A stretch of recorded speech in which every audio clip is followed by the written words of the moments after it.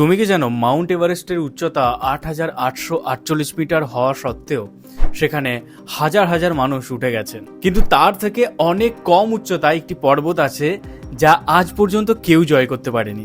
হ্যাঁ, আমি মাউন্ট কৈলাসের কথা বলছি।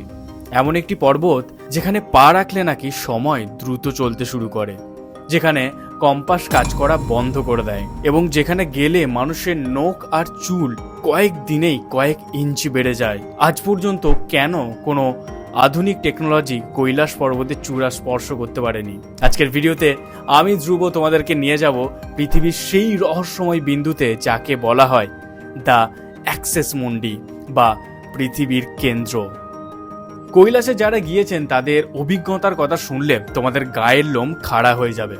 সাইবেরিয়ান মাউন্টেনিয়াররা দাবি করেছেন কৈলাসের কাছাকাছি যাওয়ার পর তাদের চুল আর নখ অবিশ্বাস্য গতিতে বাড়তে শুরু করেছিল। মাত্র 12 ঘন্টায় তাদের যা গ্রোথ হয়েছিল তা সাধারণত 2 সপ্তাহে হয়। বিজ্ঞানীরা মনে করেন এখানে ম্যাগনেটিক ফিল্ড বা এনার্জি লেভেল এতটাই হাই যে তাদের শরীরে বায়োলজিক্যাল ক্লক ফাস্ট হয়ে যায়। তুমি কি ভাবতে পারো এমন কোনো জায়গা আছে যেখানে সময় তার নিয়ম মানে না?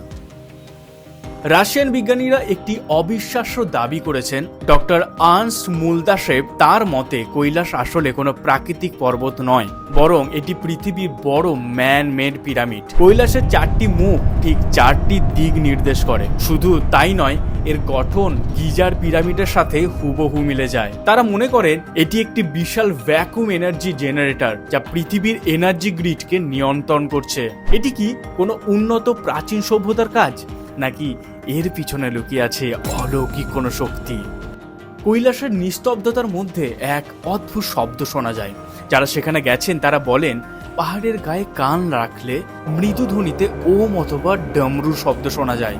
বিজ্ঞানীরা বলেন একটি বরফ গলার শব্দ হতে পারে, কিন্তু সেই শব্দের রিদম বা ছন্দ কিন্তু রহস্যময়। আরো অদ্ভুত ব্যাপার হলো কৈলাস পর্বত থেকে উত্তর মেরু এবং ব্রিটেনের স্টোনহেঞ্জের দূরত্ব ঠিক 6,666 কিলোমিটার। গাণিতিক এই মিল কি শুধুই কাকতালীয়, নাকি কৈলাস আসলে মহাজাগতিক কোনো সংকেত পাঠানো কেন্দ্র?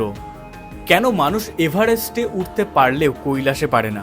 1999 সালে একটি রাশিয়ান টিম যখন চূড়ায় ওঠার চেষ্টা করে, তারা হঠাৎ করেই এক অদৃশ্য দেওয়ালে বাধা পায়। অদ্ভুত সব মানসিক বিভ্রম আর শারীরিক অসুস্থতা তাদের পিছু হটতে বাধ্য করে। তারা জোর করে ওঠার চেষ্টা করেছিল, ইভেন একজনের মৃত্যুও হয়েছিল রহস্যজনকভাবে।